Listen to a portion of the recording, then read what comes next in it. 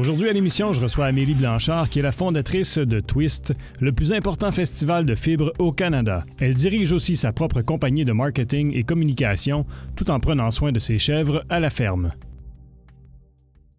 Et on est parti pour un autre épisode de l'Informel avec Amélie Blanchard aujourd'hui. Merci d'être à l'émission aujourd'hui. Merci Jean-François. On est content de te recevoir, surtout que ça fait longtemps qu'on essaie de se voir. Là. On n'a pas réussi avec l'hiver bizarroïde qu'on a. On a manqué notre coup une couple de fois, fait que je suis content. Moi aussi.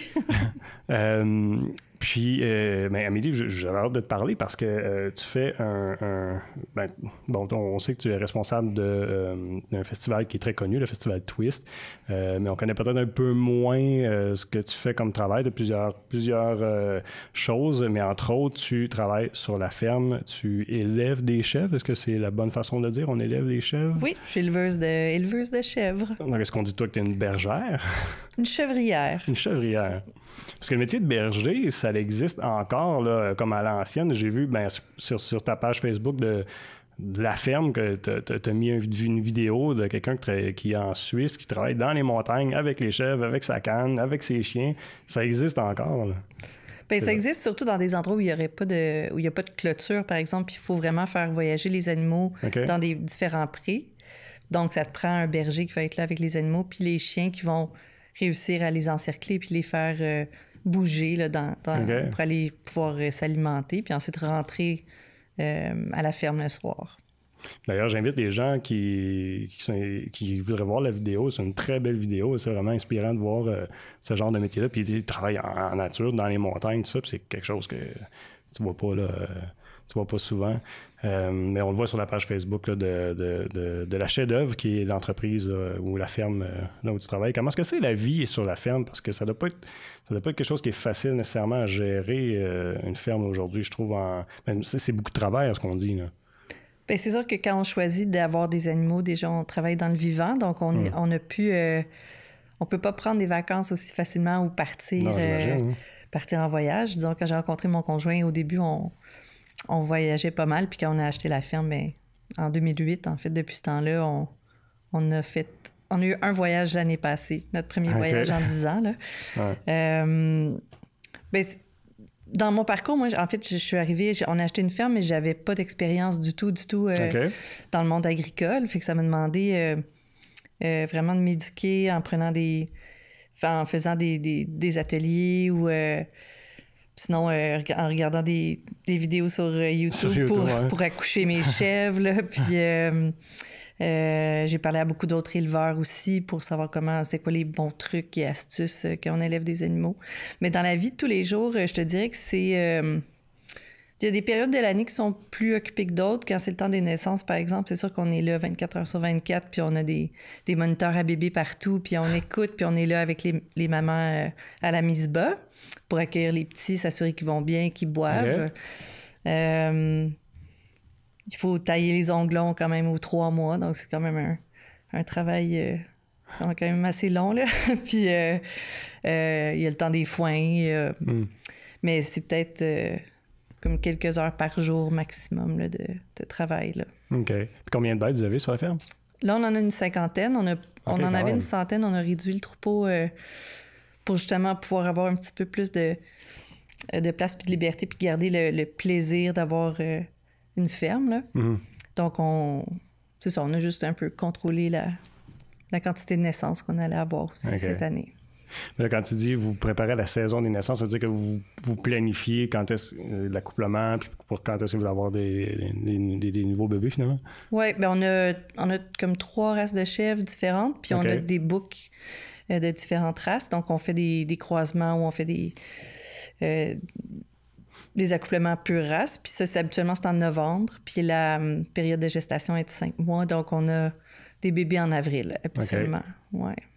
Ça doit être assez particulier comme vécu d'assister des animaux à la naissance. Puis ça me dit, ça doit être cute en quelque part. Bien, c'est vraiment... En fait, c'est super. C'est vraiment prenant, là. Puis, oui, parce que tu sais pas c'est quand que ça va se déclencher non plus. Puis ça peut prendre 24 heures. Puis des fois, je suis vraiment assise dans le box avec la chèvre là, pendant des heures et des heures. Puis j'attends, puis je la flatte. Puis j'y parle, j'y chante des chansons. C'était comme une accompagnante à la naissance pour les chèvres. Oui, je suis une sage chèvre. Mais c'est spécial. Puis, puis combien est-ce qu'il y en a en même temps, mettons, parce que je me suis... Ben, ça n'a pas été évident de veiller à tout ce monde-là. Là. Ah, qui mettent bas en même temps? Combien est-ce qu'il y en a, c'est ça? Ben, je pense que c'est l'année passée, j'en ai comme 6 en 24 heures qui ont mis bas. Puis mon chum, il était pas là cette journée-là. J'en ai tellement voulu. Parce que je courais partout. Puis, j'imagine. S'il y a une naissance qui va bien, ça va. Mais s'il y a une naissance qui va moins bien ou si la mère a besoin qu'on aille l'aider à récupérer le bébé ou un bébé qui n'est pas complètement en pleine forme, puis il faut l'aider à téter, ben... Ben, disons que c'est un peu plus prenant. Mais puis là, les chèvres, ils ont entre 1 et 4 bébés. 1 à 4 chevreaux par portée. OK. Puis là, est-ce que vous faites... là, tout le monde va faire « Ah! » Est-ce que vous faites... Est-ce qu'on voit des fois la chèvre dans les bras puis vous donnez le lait des fois à des chèvres? Oui. Enfin, moi, de ce moment-là, ça doit être... J'imagine que ça doit être un petit moment qui... Je sais pas, que tu as un attachement à la bête. Là. Complètement. Mais... c'est arrivé peut-être 2 ou 3 fois en 10 ans qu'on a eu des bébés qui naissaient, qui étaient vraiment soit très petits ou vraiment pas en forme. Puis dans ce temps-là, tu prends leur température, puis si elle n'est pas assez élevée, il faut que tu fasses des bains chauds. Puis là, tu mets dans le bain chaud comme s'ils étaient encore dans le ventre de leur mère, puis tu les réchauffes. Puis des fois, il faut comme entrer un tube dans l'estomac pour les nourrir. Mais quand ils sont dans cet état-là, tu sais pas s'ils vont survivre ou pas. Mm-hmm. Fait que tu travailles d'arrache-pied là, pour qu'il aille bien. Ouais. Puis tu essaies de l'amener à sa mère le plus souvent possible pour pas qu'il perde l'attachement. OK. Puis il y en a une fois, Barley, elle est venue dormir dans mon lit sa première nuit. Puis elle a dormi collée, là. C'est vrai? Puis encore aujourd'hui, comme... Si je nomme son nom, elle court et vient me voir. Là. Ah oui? Ouais. Fait qu'il y a vraiment... il y a un attachement de votre part, mais aussi de l'animal. Là. Ah, complètement. C'est vrai, Ils sont affectueux? C'est super affectueux, puis vraiment intelligent, une chèvre. Là. C'est vrai? Ça prend des doubles barrures partout. OK. Parce que sinon, ils défont tout. Ah oui? Ouais. Parce que c'est méconnu, tu sais, tout le monde, d'habitude, on connaît, on a des chiens, on a des chats, là, on parle, les chiens sont smart, les chats sont aussi, mais les chèvres, on connaît pas ça, là, tu sais, fait que ça, je trouve ça tellement intriguant. Oui, moi non plus, je connaissais pas vraiment les chèvres avant d'avoir des chèvres. En fait, je les trouvais intrigantes, plus intéressantes qu'un mouton, par exemple. Un mouton, je trouvais ça un peu plus distant ou, tu sais, plus un animal de troupeau versus un animal qui voulait un contact. J'ai rencontré une dame à Harrington qui s'appelle Carmen, puis elle élevait des moutons, des chèvres, puis elle avait des ânes, puis elle avait plein d'animaux. Puis c'est là que j'ai rencontré comme la chèvre, puis j'ai fait « Wow, c'est ça que je veux! » Fait que j'ai adopté mes premières chèvres de Carmen, puis... C'est vraiment... Ben, elle m'a fait réaliser qu'il y avait vraiment une relation à avoir avec eux, puis ils reconnaissent leur nom, puis... Ah, ouais. Ouais, c'est vraiment spécial. De là, quand t'as vu quand t'as vu tes premières chèvres, c'est là que t'as su, OK, à la ferme, c'est ça que je voudrais. Ouais, je veux 2 chèvres, minimum. Puis là, tu disais tantôt, vous avez une variété de chèvres. Par moi, c'est quoi les variétés de chèvres? Donc, il y a différentes, je vais pas dire races ou... Ben oui, il y a des races ou des types de chèvres. Nous, on a la nubienne, dans le fond, qui est une chèvre bouchère et laitière. C'est la chèvre qui produit le lait le plus riche. Puis ils ont toutes des grandes qualités. Ces chèvres-là sont très, très maternelles, produisent un lait riche, tout ça, puis sont quand même assez robustes. Là. C'est des grandes chèvres. On a la boère, qui est une race bouchère. C'est vraiment un cochon sur pattes, là, vraiment des gros. On a la chèvre cachemire, elle qui est vraiment une chèvre très rustique qui va produire un sous-poil à partir du mois d'août jusqu'en mars. Ils vont produire un duvet pour se tenir au chaud, puis il va commencer à tomber en mars, puis on récupère cette fibre-là, puis c'est du cachemire, dans le fond. La chèvre cachemire, c'est pas une race de chèvre, c'est un type de chèvre qui produit une grande quantité de fibres. OK. Ouais. Fait que, dans le fond, votre élevage vous amène où? C'est-à-dire que vous allez avoir bon, certains chèvres pour la fime, d'autres pour la viande, le lait. Fait qu'il se passe quoi après? Nous, ce qui nous intéresse principalement, c'est de vendre des animaux à d'autres éleveurs. OK. Donc, d'avoir des lignées génétiques intéressantes. Okay. Puis, on fait des croisements aussi. Puis, on est pas mal les seuls au Québec là, qui faisons des F1 qu'on appelle. C'est comme un premier croisement en 2 races pour vraiment avoir comme une chèvre qui va produire, être la maman de futurs chevreaux pour la boucherie. Dans le fond, fait qu'on sera des animaux qui vont avoir un plus beau gigot et qui vont avoir une croissance rapide, dans le fond. Fait que donc, vous élevez ces animaux-là pour d'autres producteurs ensuite qui vont en faire des produits qu'on va consommer, essentiellement. Non, qui vont avoir une ferme pour élever d'autres animaux. C'est vraiment de la génétique là, qui viennent chercher. Puis il y en a qui vont à l'abattoir. Là. On mange du chevreau. Là. C'est vraiment une excellente viande à consommer. Mais pas tant. On n'a pas tant de carcasses que ça par année. Mais là, il y a l'attachement que tu parlais tantôt entre vous autres et la chèvre. J'imagine que ça ne doit pas être toujours facile de l'emmener à l'abattoir. C'est comme la pire chose qu'on peut vivre. Mais en fait, je pense qu'il n'y a aucun éleveur qui a un plaisir à envoyer ses animaux à l'abattoir. Ouais. Je me réconforte en me disant qu'on qu'ils vivent le moins de stress possible. C'est sûr qu'un animal va mourir de toute manière, de vieillesse ou de quelque chose qui nous a apporté quelque chose de bien. Mais il y a des animaux auxquels, les chevreaux, il y en a, je sais, il ne faut pas que je m'attache. J'essaie de ne pas leur donner de nom, mais je leur donne de l'attention, mais je leur donnerai peut-être pas mon cœur parce que je vais être détruite. La première fois qu'on a envoyé des animaux à l'abattoir, j'ai pleuré pendant comme une fin de semaine au complet.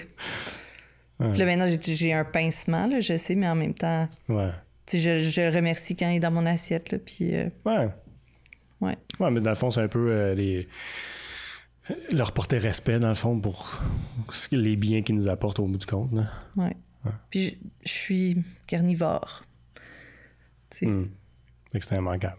Ben, c'est mieux de manger comme du porc, un porc que tu as connu, un porc que tu n'as pas connu? Oui, dans le fond, parce que là, tu sais d'où il vient, tu sais qu'il a été bien élevé, qu'il n'a pas eu, supposons, d'antibiotiques ou peu importe, ou qu'il a été bien nourri, tout ça, fait que tu sais ce que tu manges. Fait que tu sais qu'il a une belle vie, dans le fond. Aussi, en plus. Oui.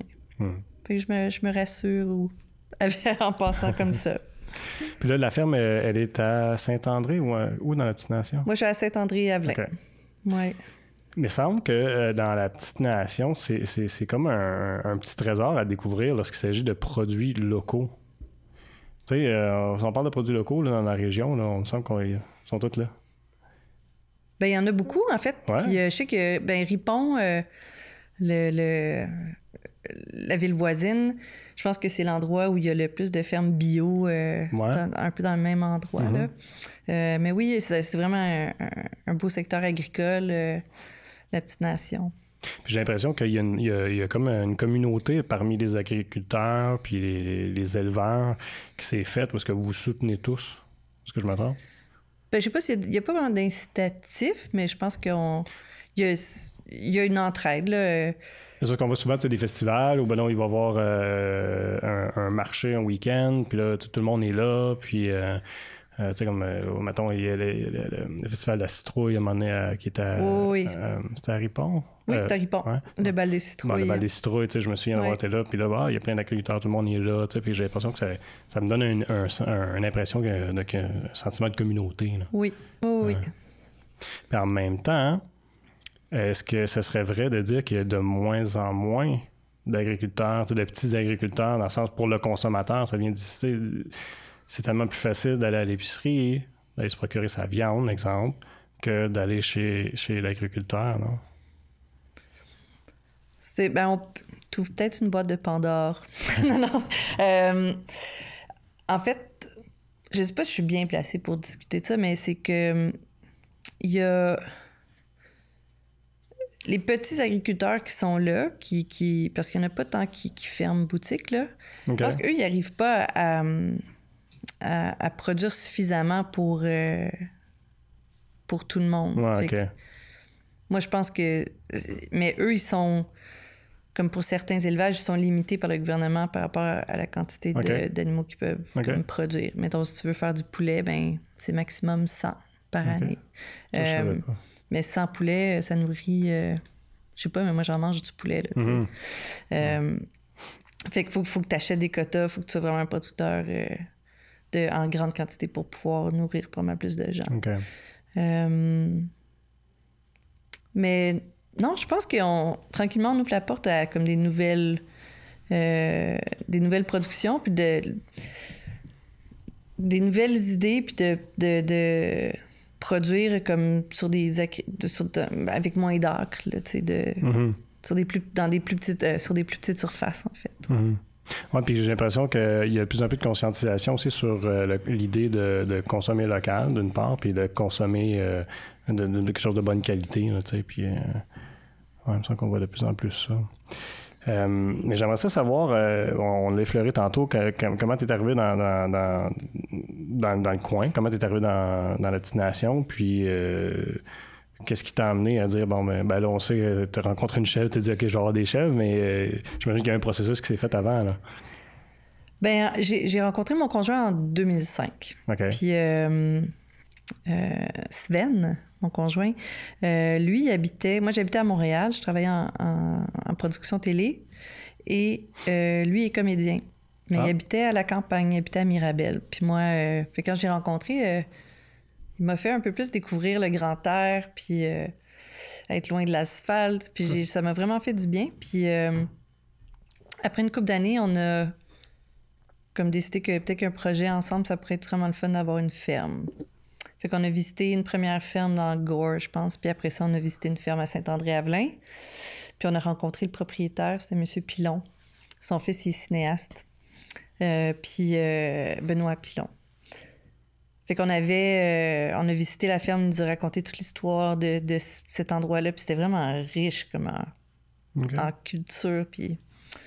Fait qu'on est vraiment tombé en amour avec l'endroit, puis je m'étais acheté 2 chèvres quelques mois avant. Donc, quand on est emménagé, on avait 2 chèvres, puis tranquillement, on a comme parti le projet, mais on est arrivé au MAPAC, au ministère de l'Agriculture, pour dire, ben OK, on a une ferme, on a plein de projets, comme est-ce qu'il y a des aides qui existent parce qu'on ne connaît pas vraiment ça, puis ils nous ont dit, vous avez trop de projets, on vous suggère fortement de faire une formation qui s'appelle l'incubateur agricole.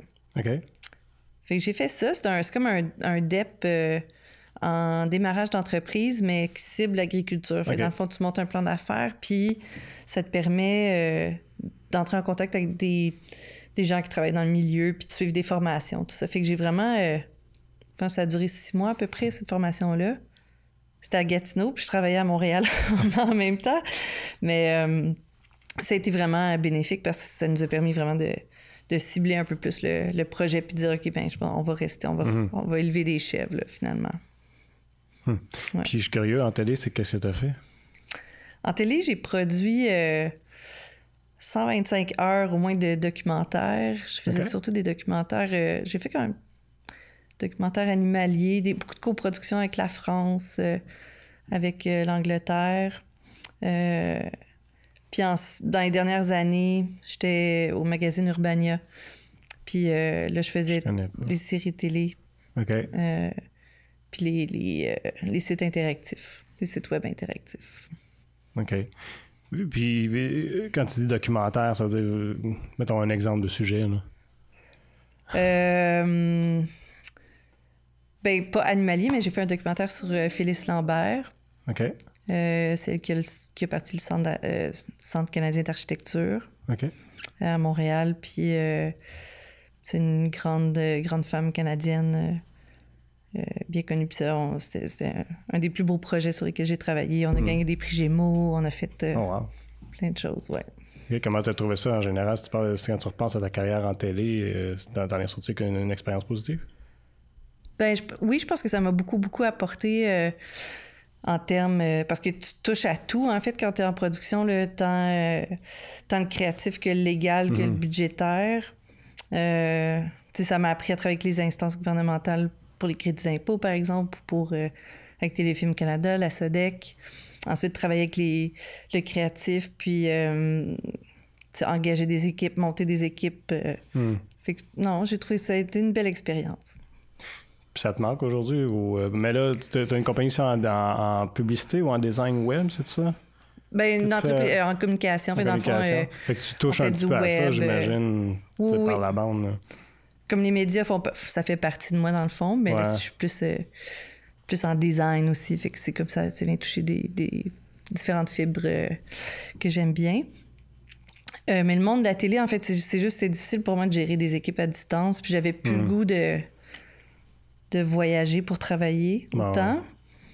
Fait que j'ai décidé de partir, de créer mon propre emploi, en fait, en région. Ben oui, pourquoi pas. Puis combien d'années tu étais en télé? Une douzaine d'années. Une douzaine d'années. Oui. Fait qu'à une douzaine d'années, c'est drôle, puis j'aimerais ça t'entendre d'un gars de télé à une femme en télé. Aujourd'hui, en 2019, on a tendance à voir que la télé est comme appelée à disparaître. Tu vois ça, toi aussi? Dans le sens que là, on s'en va, tu sais, avec le web, avec tout ce qui se développe, la télé traditionnelle semble être mise de côté. On voit de plus en plus comme des compagnies privées qui vont couper des postes, que ça diminue le staff. Bien, la télé, ça a juste changé. En fait, on n'est plus... Mais les choses, c'est des cycles, d'après moi, la vie, là. Donc, avant, on avait un rendez-vous avec notre télé. On avait un rendez-vous pour voir une série. On a un rendez-vous pour le bulletin de nouvelles. On a un rendez-vous pour différentes choses. Maintenant, nos attentes, c'est plus je veux ceci maintenant, je vais le chercher, c'est accessible maintenant, puis je sélectionne ce que je veux voir. Fait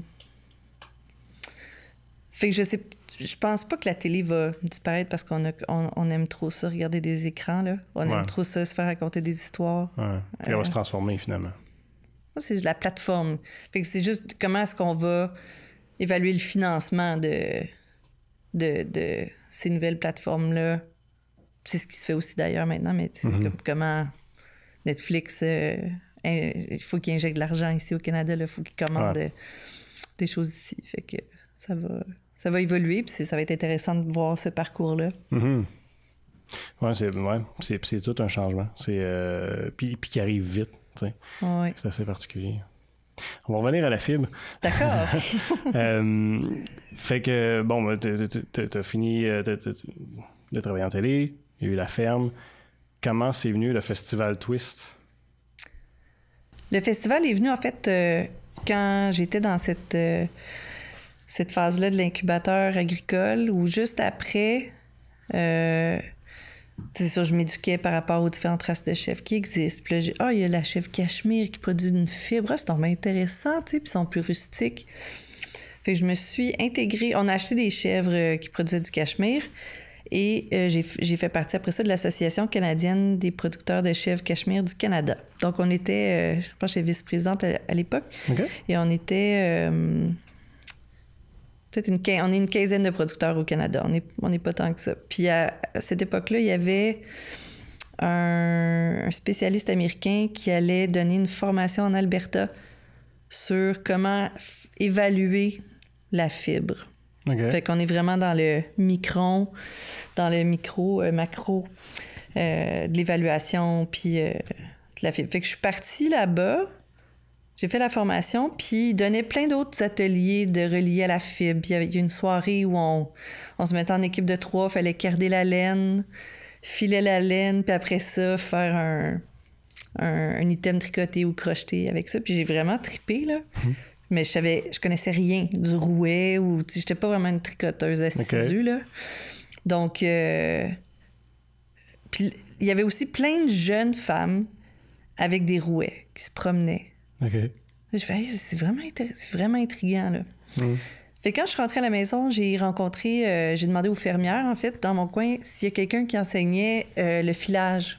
Puis ils ont dit non, nous, on file pas, mais il y a Marguerite à Ripon, qui, elle, qui se rencontre tous les mercredis, puis elle va t'apprendre à filer.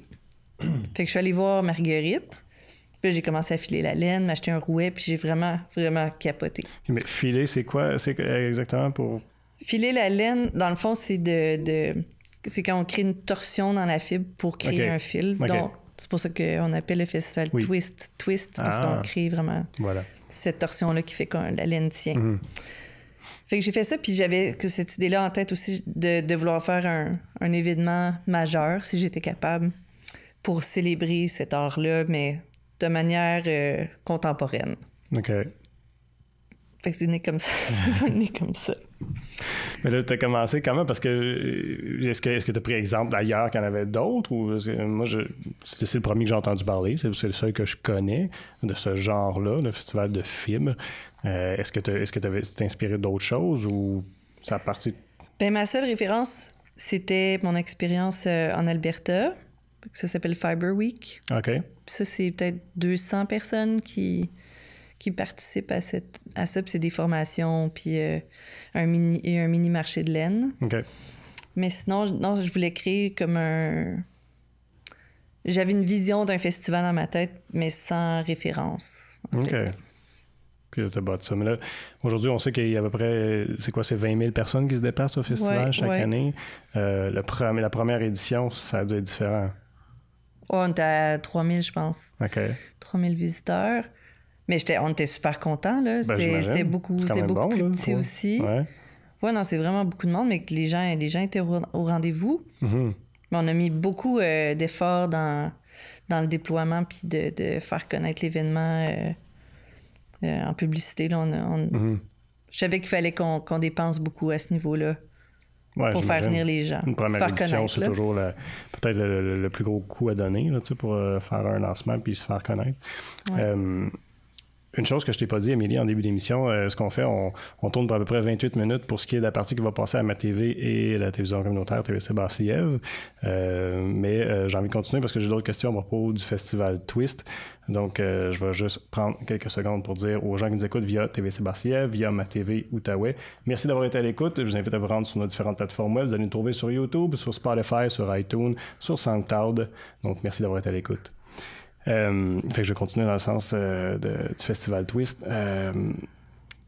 Parce que là, bon, la première édition, 3000 personnes et tout ça. Puis, après ta première expérience, est-ce que tu as dit tout de suite, c'était le fun, on recommence un autre, ou quand ça a été fini, ça a été, oh mon Dieu, c'était beaucoup de travail, je suis pas sûr que ça va revenir. C'était quoi le raisonnement qui s'est fait pour continuer ça? Faut que je recule dans le temps dans ma tête un peu parce que, au départ, je pense pas que je voyais pas juste une seule édition. Okay. Mais c'est sûr que tu attends de voir à ta première édition si ça fonctionne ou pas. Mais en même temps, tu n'as même pas fait ta première édition que tu penses à ta deuxième édition parce qu'il faut. Tu sais que si tu veux avoir des gens de renom, il faut que tu réserves un peu d'avance puis que tu aies une idée de tes dates au moins pour l'édition d'après. Fait que tu risques certaines choses. Mais. Non, je pense pas que quand j'étais...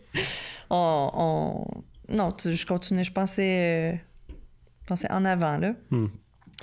Mais là, j'ai lu qu'il y a des gens qui viennent de l'Europe, qui viennent des États-Unis maintenant au festival.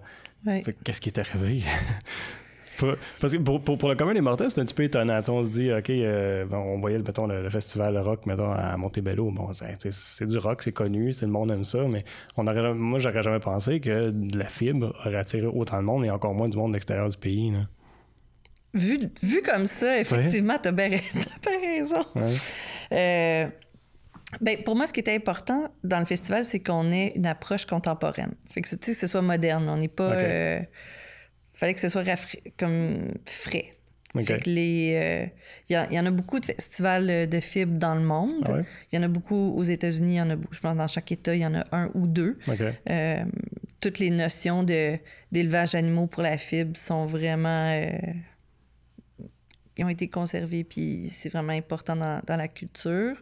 Au Québec, nous, on élève des moutons, surtout pour l'agneau.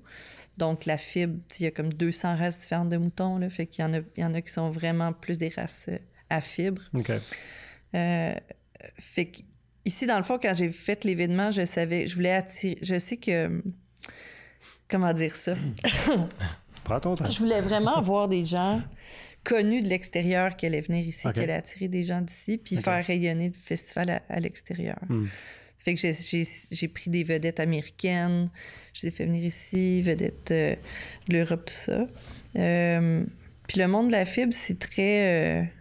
tu fais ça pas mal en solo, là, tricoter. Tu fais pas ça à deux, là. C'est pas comme du canot à deux.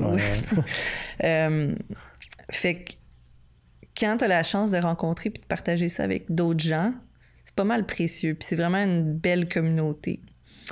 Fait que les réseaux sociaux, c'est vraiment là où il y a moyen d'aller chercher le plus de gens possible. Puis ça n'a pas de barrière, dans le fond. Fait que je pense que c'est comme ça que les gens de l'extérieur, tranquillement, sont venus à nous.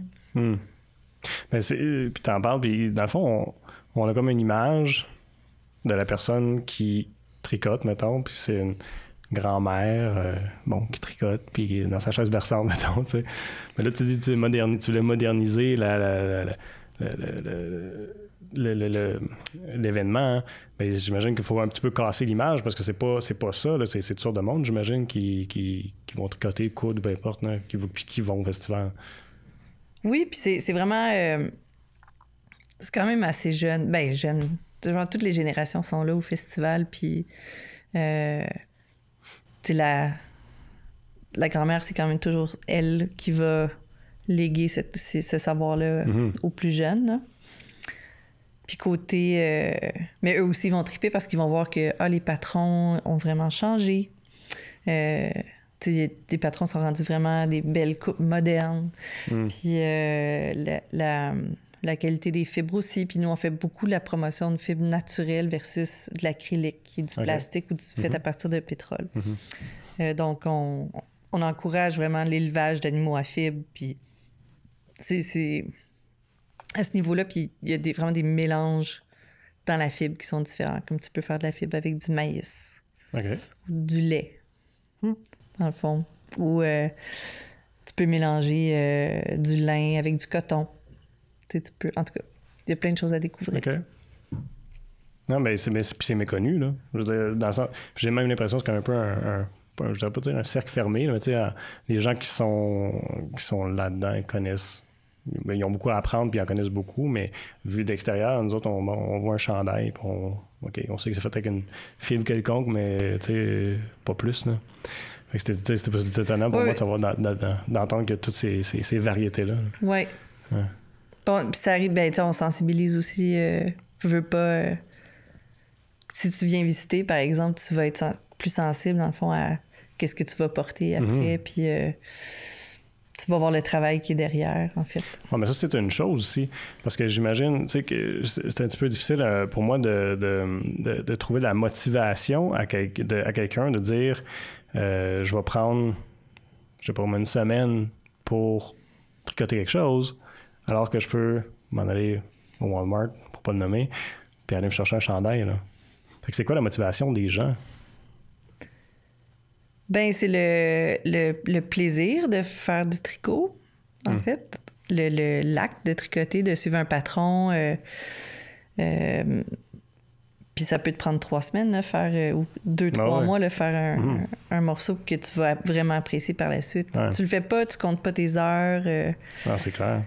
C'est comme c'est un passe-temps qui prend du temps. Mais c'est vraiment un passe-temps, c'est pas quelque chose qu'un artisan va faire nécessairement pour en vivre, j'imagine, de son art, là. Non, c'est pour ça qu'il y a des machines à tricoter pour accélérer le processus, parce que sinon... il y a des pièces qui se font avec des graines, des laines qui sont plus grosses, là, mais sinon... non, il faut... Ça prend la machinerie, là. Moi, ma conjointe, elle tricote.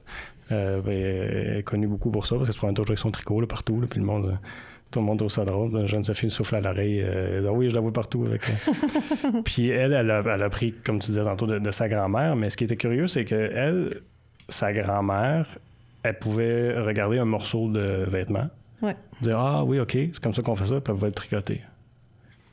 Aujourd'hui, de ce que je comprends, c'est plus, on va suivre un patron. On va chercher des patrons sur Internet, suivre un patron.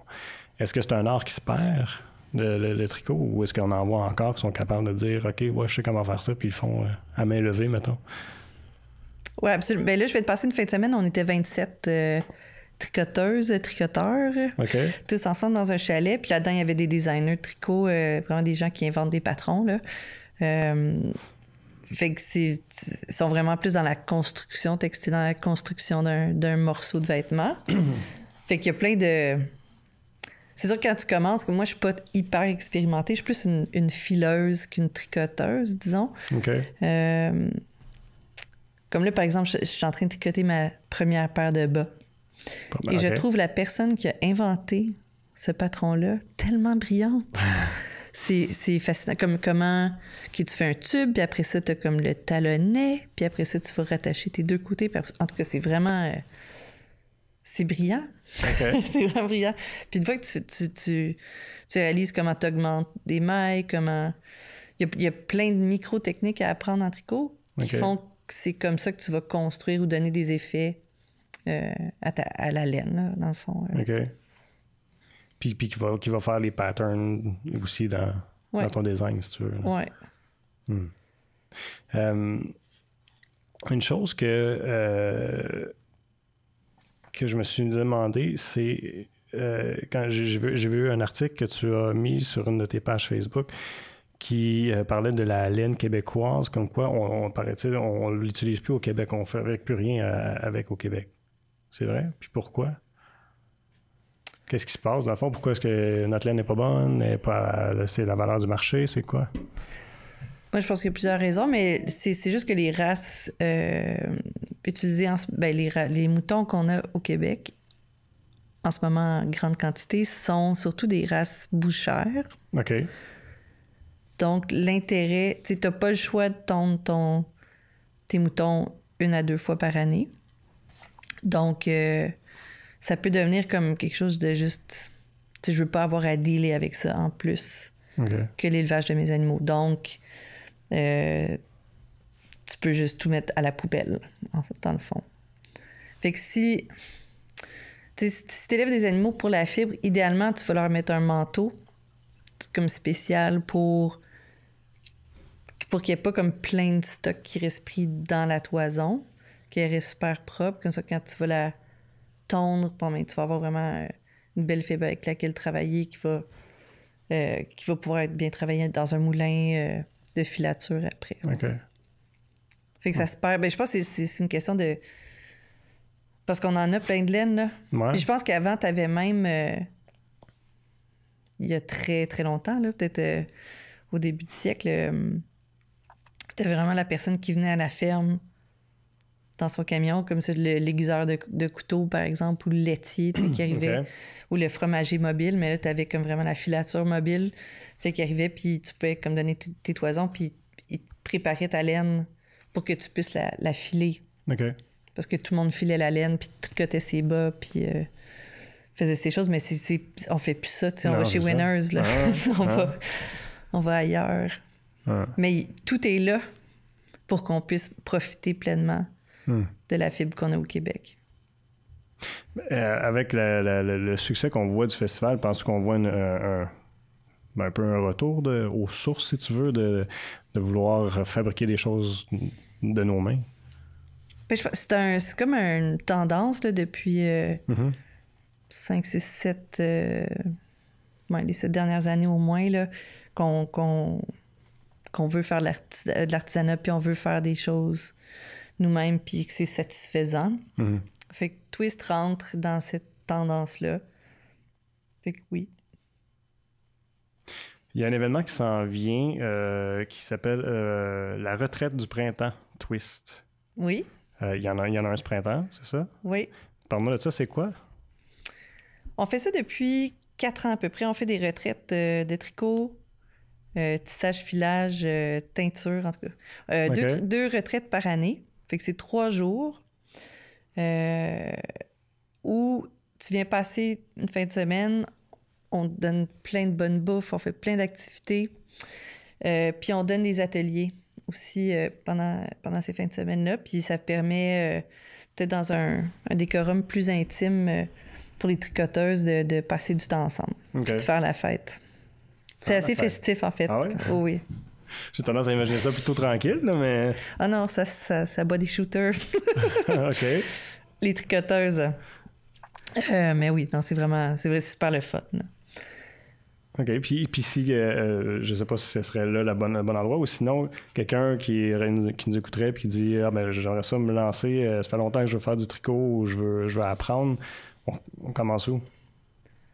Quand on veut apprendre à tricoter, bien souvent, les boutiques de tricot, ils vont offrir des ateliers ou des cours à toutes les semaines. Il y a les cercles de fermières, souvent, qui vont donner des ateliers ou juste connaître quelqu'un. Ou même, je suis sûre que sur Facebook, il y a des groupes Tricot Québec où on veut rencontrer des gens. Mais je pense qu'il y a quand même pas mal de boutiques un peu partout où on peut juste y aller puis dire, ben moi, je vais apprendre à tricoter. Puis ils vont se faire un plaisir de te vendre de la laine. Puis la retraite, après, c'est pour des gens. C'est sûr que c'est des gens qui sont expérimentés qui peuvent aller. Bien, ta question, c'est peut-être dans ce sens-là, mais non, c'est si. En fait, il y a des ateliers qui sont donnés pendant les retraites qui sont un peu plus avancés, mais il y a aussi un cours genre faire de la teinture. On va aller en forêt, récupérer des champignons puis des trucs, puis on va ramener ça, puis on va teindre de la laine. OK. Fait que dans le fond, t'apprends une technique complètement autre qui est complémentaire au tricot, mais sans faire de tricot. Fait qu'on, c'est ça, il y a plein d'activités comme ça qu'on offre. Puis la prochaine retraite, c'est ça, c'est les 3 au 5 mai. OK. Ouais. Puis il y a encore de la place? Il y a encore une dizaine de places. OK. Ouais. Fait que si les gens veulent s'informer, ils peuvent aller où?